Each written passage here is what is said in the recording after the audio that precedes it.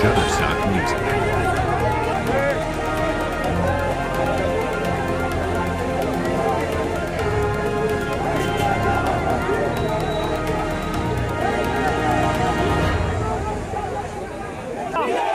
वीज आमच्या हक्काची, वीज आमच्या हक्काची, दिवसा लाईट, दिवसा लाईट, लाईन आमच्या हक्काची, नाही कुणाच्या बापाची, लाईन आमच्या हक्काची, नाही कुणाच्या बापाची, दिवसाची बिना बिना टळू दे, बिना बिना टळू दे।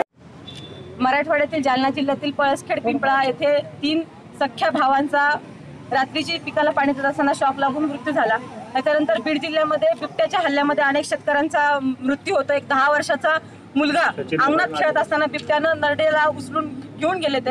आपेगावमध्ये 30 घटना झाली, पाथर्डी जिल्ह्यामध्ये तालुक्यामध्ये सुद्धा 30 घटना झाली। म्हणून आज आम्ही सगळे शेतकरी मराठवाड्यातील या ठिकाणी जमलो आणि आमची मागणी आहे की आमचा बाप जगला पाहिजे, आमच्या बाईचं कुंकू टिकलं पाहिजे।